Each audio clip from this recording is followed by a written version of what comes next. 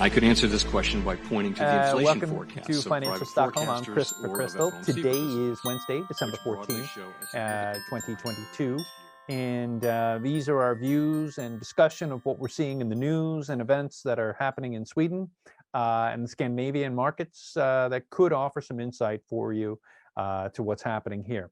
And so yesterday was the beginning of our Christmas season as an official day, because the 12 days of Christmas, that's the 13th is when it starts.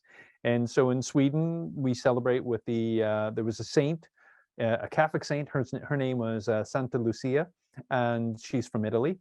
And she appeared to a couple Swedish girls a few hundred years ago and gave them these visions and the Virgin Mary and herself, and how they should be religious and pious.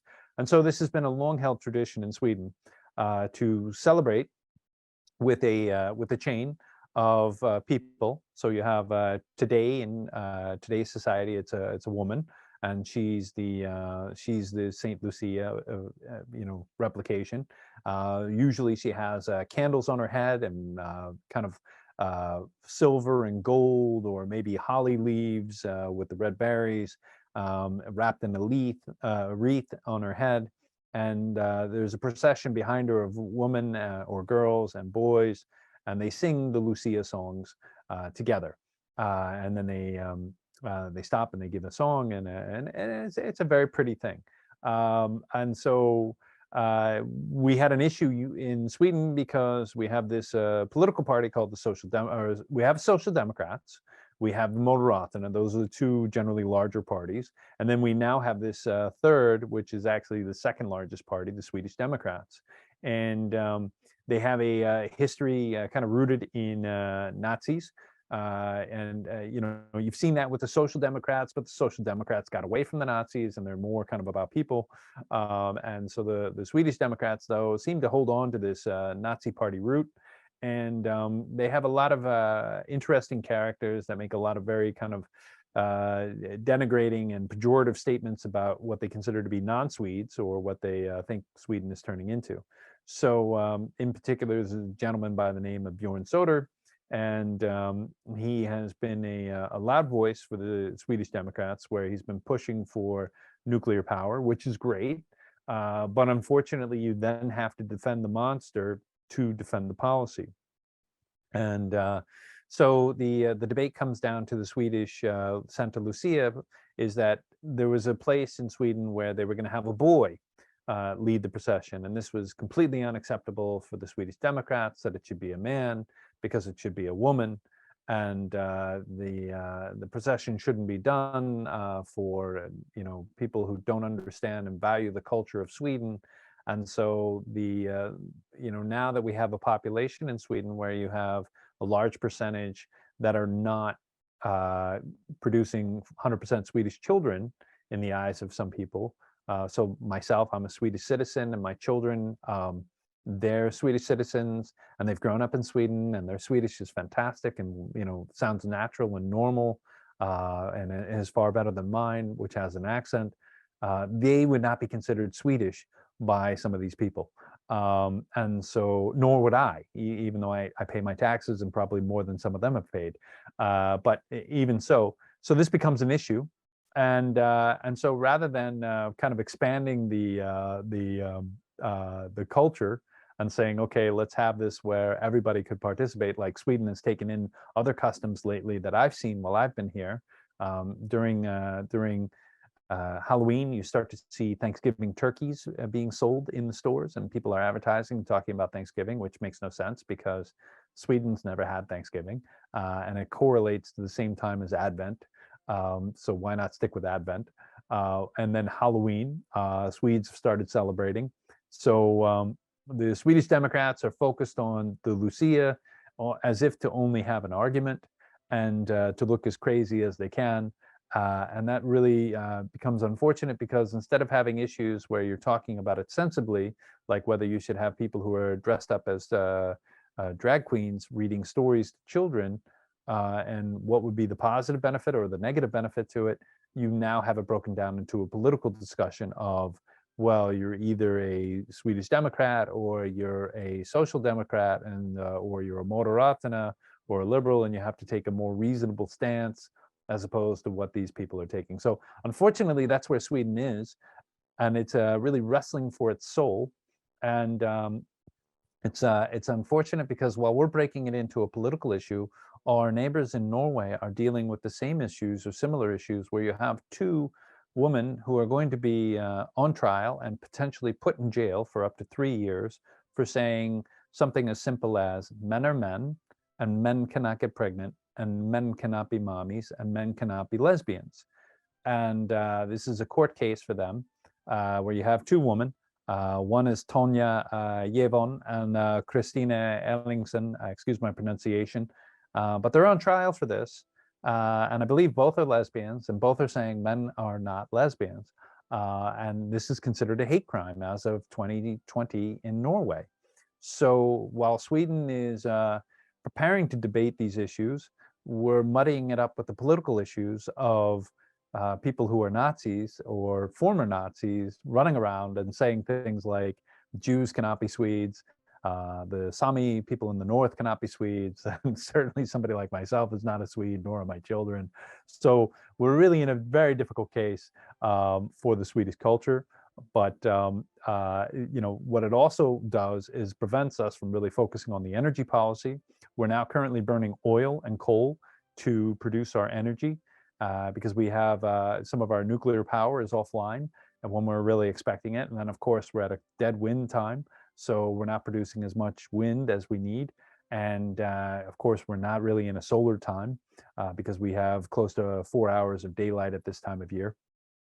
So we're in an situation where we need more energy, we need secure energy, and we're going against the ESG goals. Whether you believe in the use of fossil fuels or not, certainly reducing the particulate into the atmosphere is better for air, for people. However, warm is better than cold, because more people die in the cold than die in the warm. So really our focus should be on producing energy that is safe and clean and effective, rather than getting into debates about what's politically correct or not. And we also have the issue of the Ukraine war. It's not only has it created a problem of food supply to Africa, so people in Africa with the best farmland in the world are not producing food for themselves, they're producing chocolate for Europe instead of wheat to eat. And they're now going to pay a price on their ecological value of the goods that they're producing in Africa to send to Europe. They'll be hit with taxation. So it's again European protectionism, or what some in Africa would say is continued colonialism. And then as a result of this Ukrainian war, we see also that our nuclear fuel could be in jeopardy. And then that's because Rosatom, the Russian company, is pretty much the global producer. There is another one in the United States that's called UEC, that's Uranium Energy Corporation, and they bought out the Rosatom assets in the US. But Bill Gates's company, TerraPower, which is building a SMR in Wyoming, although it's not yet completed, is facing an issue in ordering the uranium for its natrium solution reactor, is going to have some problems because most of the uranium is coming from Russia. Now, I think they'll have enough time, but it's a story out there, and this could become a problem for Sweden as well, when we've agreed to start the survey and build more, and we have Fortum talking about this as well as Vattenfall. So these would both require uranium, and I believe they would be natrium solution. I don't know for certain. We haven't seen, but we do know that one of them would be the BWRX 300 from GE Hitachi. It's not clear whether the others would come from EDF or GE Hitachi or TerraPower.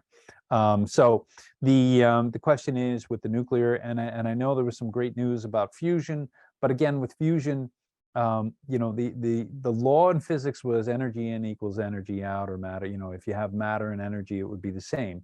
But with this fusion, we're now saying that we can actually create more energy than the matter we're using to produce it.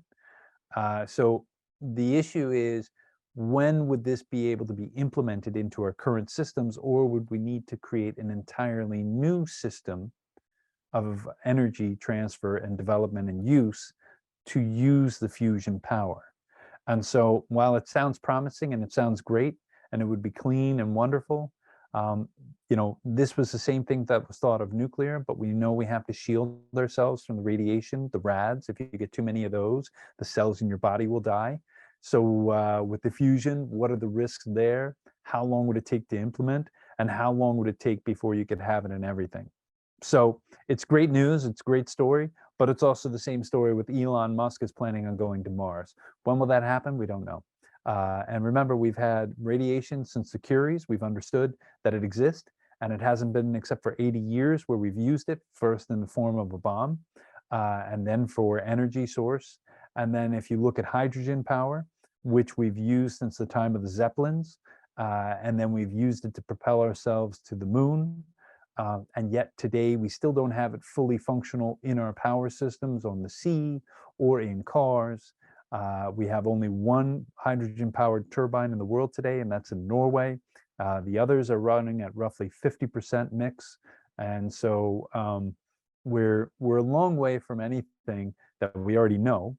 And so to introduce something that we don't have and haven't used widely, it would be fantastic, but we don't know yet whether it will work or what we can readily install it into our current systems. So that's where we are in Sweden, although there's a lot of excitement about this. And then fortunately, when we're thinking about things positively, we look at inflation and say, wow, it's dropping, so that's great. And that is great that we're seeing a reduction. But remember, we're still very far away from our target. So even when we're seeing growth rates at 8% or 9% or close to 10% still, it's still not the target growth of 2%. So we're a long way from done and clear. And that means we're still in the face of seeing rate hikes from the Swedish banking system, from the ECB, and from the US Fed. We are still looking at a scenario where they need to continue raising rates, and there's even articles about this in today's local press, and then there'll be a rate drop. But we have to see that the pricing comes in. We need to see logistic fixes, and we need to see power system fixes so that we can manufacture in Europe. So that's where we are. Markets are a little green on the news of the declining inflation. But again, that's like, it's not as bad as it used to be. So it's not going to be so bad. And we'll keep watching. And remember, talk to your advisors, get your strategies from them and understand whether you should be long, whether you should be short, whether you should be trading, whether you should be long-term. That's not ours to discuss with you. All we're doing is giving you the news and the events that are occurring. So if you like it, give us the thumbs up and subscribe. So thank you very much, and have a great day.